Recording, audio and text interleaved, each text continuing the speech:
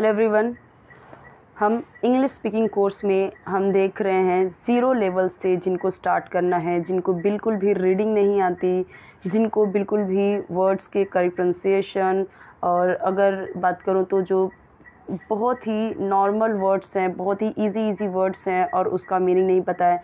सो stories के through हम क्या देख रहे हैं, एक एक वर्ड की प्रॉपर मीनिंग अच्छे से देख रहे हैं, रीडिंग देख रहे हैं और किस तरीके से एक एक वर्ड को किस तरीके से एक सेंटेंस में फ्रेम करना है, वो हम सारी चीज़ें देख रहे हैं। जिसको इंग्लिश स्टार्टिंग से सीखनी है या स्ट्रॉन्ग करनी है, जिनको थोड़ा बहुत आती है स्ट्रॉन्ग करनी है, उनके लिए ये सारे वीडियोस बहुत ही हेल्पफुल हैं।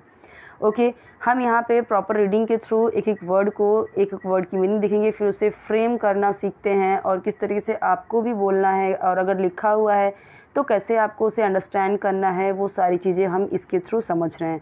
यानी कि स्टेप बाय स्टेप जो इंग्लिश सीखने का तरीका है वो यहाँ पे हम देखने वाले हैं।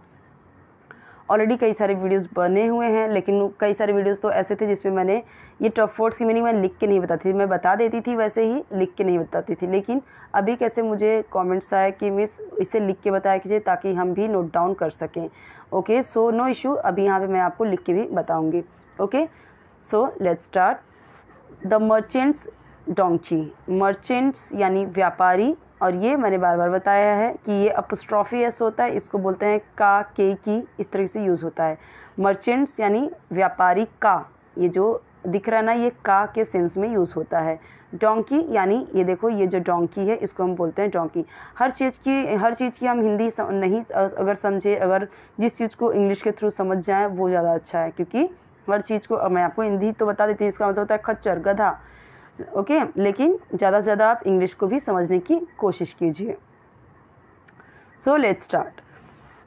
A merchant had a donkey, merchant यानी व्यापारी, अब अ यानी एक, मर्चेंट यानी व्यापारी, हैड यानी था, अ यानी एक, डोंकी यानी खच्चर।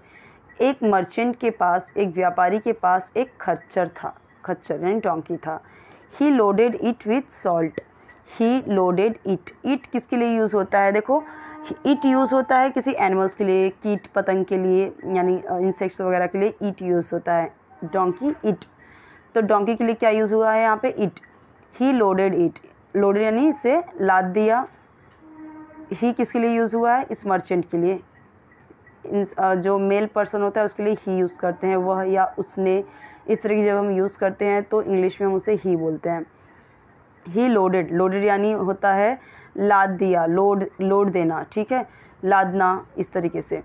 ही लोडेड इट विथ सॉल्ट, तो इसने इसके ऊपर क्या लादा, सॉल्ट, नमक। ही लोडेड इट विथ सॉल्ट यानी गधे के ऊपर उसने क्या लाद दिया, नमक। ऑन देयर वे, इसका पूरा ये जो फ्रेज़ है इसका मतलब होता है रास्ते में। ऑन देयर वे, रास्ते में। There was a river, there was a river, एक नदी थी, रास्ते में एक नदी थी। The donkey slipped into the river, slipped, अब देखो स्लिप होता है यानी फिसलना, लेकिन यहाँ पे ईडी यूज़ हुआ है, पी ई डी, यानी ये जो पी था वो डबल पी हो गया जब मैं उसे पास्ट में किया, ये भी रूल्स होते हैं। और ये पास्ट टेंस है, पास्ट इंफिनिट टेंस है। डोंकी फिसल गया, इनटू यानी में, द रिवर, नदी में फिसल गया। सो जो वो खच्चर था वो किस में फिसल गया, नदी में गिर गया उसमें।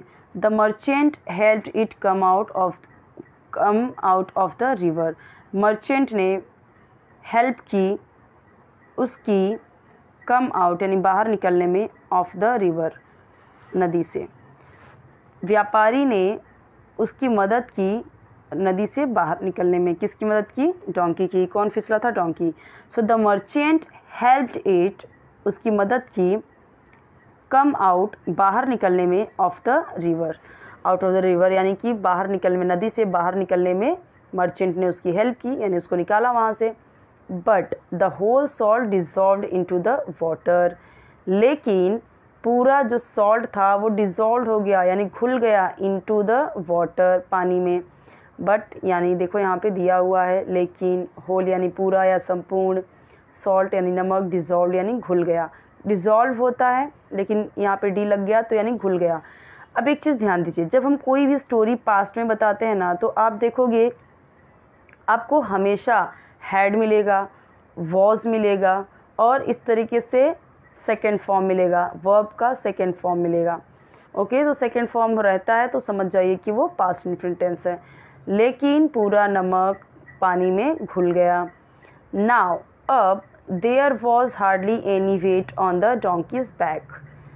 अब मुश्किल से ही कोई वजन या कोई भार, वेट यानी वजन या भार, कोई भार ऑन यानी पर डोंकीज बैक, अब मुश्किल से ही कोई भार उस डोंकी के पीठ पर था, यानी अब कोई भार ही नहीं था, एकदम हल्का हो गया। तो कहने का मतलब ये है मुश्किल से ही अब उसके बैक पे, बैक यानी पीठ पे कोई भार था, कोई भार नहीं रह गया था, एकदम हल्का हो गया था। The donkey was very dilated. अब जो वो डोंकी था बहुत खुश हो गया, बहुत खुश था। डिलाइटेड यानी खुश, वेरी यानी बहुत, वॉज यानी था। अब डोंकी, एक चीज़ आप ध्यान दीजिए, ये होता है सब्जेक्ट जिसके बारे में कुछ कहते हैं, ये होता है वर्ब, और ये देखिए यहाँ पे ये हेल्पिंग वर्ब है और ये है आपका वर्ब, यानी कि बहुत खुश हो गया। ठीक है, ऑब्जेक्ट होता है ये। तो ये कुछ सेंटेंसेस बनाने के रूल होते हैं, सब्जेक्ट, ऑब्जेक्ट, वर्ब, ये सारी चीज़ें। सो द डोंकी वॉज था वेरी, बहुत, डिलाइटेड यानी खुश, डोंकी बहुत खुश था। He purposely started into the river every day. He purposely यानी जानबूझकर, उद्देश्यपूर्ण तरीके से। अब जानबूझ के, अब उसको तरीका पता चल गया कि पानी में तो जैसे ही मैं उस दिन फिसला था हल्का हो गया था, तो उसने क्या किया, ही पर्पजली, उसने जानबूझकर, स्टार्टेड यानी शुरू किया, इनटू यानी में, द रिवर एवरी डे। अब डेली उसने ऐसे ही नदी में जाना, नदी में ऐसे घुसना उसने स्टार्ट कर दिया, शुरू कर दिया उसने जानबूझ के। ही पर्पजली, जानबूझ के उसने शुरू किया रिवर में जाना, रिवर में ऐसे बैठना डेली की डेली उसने स्टार्ट कर दिया। The merchant was very angry as the donkey was spoiling his business. अब जो मर्चेंट था बहुत गुस्से में था, very angry, was very angry, बहुत गुस्से में था, वेरी यानी बहुत, एंग्री यानी गुस्से में। एज द, क्योंकि जो डोंकी था स्पॉइल कर रहा था, बर्बाद कर रहा था, ख़राब कर रहा था, हिज यानी उसके बिजनेस को, बिजनेस यानी धंधे को उसके बर्बाद कर रहा था, इसलिए वो बहुत गुस्से में था। So the merchant was very angry, merchant बहुत गुस्से में था क्योंकि डोंकी क्या कर रहा था, उसके बिजनेस को बर्बाद कर रहा था। देयरफॉर, इसीलिए, वन डे, एक दिन, ही लोडेड, उसने लादा, the donkey with the bales of cotton. इसीलिए एक दिन उसने डोंकी के ऊपर क्या लादा, कॉटन की गठरी, बेल्स यानी गठरी, ऑफ कॉटन, कॉटन की गठरी। The donkey applied the same trick again. Donkey ने अप्लाई किया यानी लागू किया, सेम ट्रिक, वही चाल, ट्रिक यानी चाल, सेम यानी वही, सेम चीज़, सेम यानी कि वही, सेम बात, उसी प्रकार की उसने चाल, उसी प्रकार की चाल उसने अगेन की, वापस की, फिर से की, अगेन यानी फिर से या वापस। सो डोंकी ने वापस से वही चाल अप्लाई किया, लागू किया। But cotton soaked water and the load on it's back became heavier. लेकिन कॉटन सोक्ड वाटर, सोक्ड यानी सोख लिया, सोख होता है सोख यानी सोखना, ईडी लगा दिया तो सेकंड फॉर्म हो गया यानी सोख लिया, क्योंकि हम पास्ट में देख रहे हैं। कॉटन जो था, कॉटन यानी कपास, जो रुई होता है, उसने सोख लिया पानी, और जो वजन था, जो भार था उसकी पीठ पर, ऑन इट्स बैक, उसकी पीठ पर, बिकेम यानी हो गया, हैवियर यानी भारी। अब कॉटन जो था, कॉटन ने पानी सोख लिया और जो उसकी पीठ पे था, और वो और भी ज़्यादा हैवी हो गया, हैवियर यानी भारी हो गया, और ज़्यादा भारी हो गया। Now the donkey learn the lesson. अब डोंकी ने सीखा लेसन, सबक। अब डोंकी ने क्या सीखा, सबक सीखा, अब उसे सबक मिला। It never tried to apply that trick again. It never, उसने, डोंकी के लिए इट यूज़ हो रहा है हर जगह पे, याद रखना। इट नेवर, कभी नहीं, ट्राइड यानी कोशिश, टू अप्लाई लागू किया, दैट ट्रिक वो चाल, अगेन, उसने कभी भी वापस से वो चाल नहीं लागू किया, उसने कभी भी वो चाल वापस से अप्लाई नहीं किया। क्या, कौन सा चाल, ये जो बार बार पानी में बैठ जाना। सो यहाँ पे देखिए, मैंने आपको बताया कि मैं आपको थोड़ा सा जूम इन करके भी बताती हूँ कि टफ़ वर्ड्स की मीनिंग यहाँ पे मैंने लिखा हुआ है, मैंने बता भी दिया एक्सप्लेन करके। और यहाँ पे देखिए, लिखिए, और एक एक वर्ड बहुत सिंपल वर्ड हैं, आप इसे लर्न कीजिए। देखिए, लर्न करेंगे तभी आप, अगर आप कभी वर्ड यूज़ करते हैं, कभी आप कोई सेंटेंस बोलना चाहते हैं, तो जब आपके पास वोकैब ही नहीं रहेगा, जब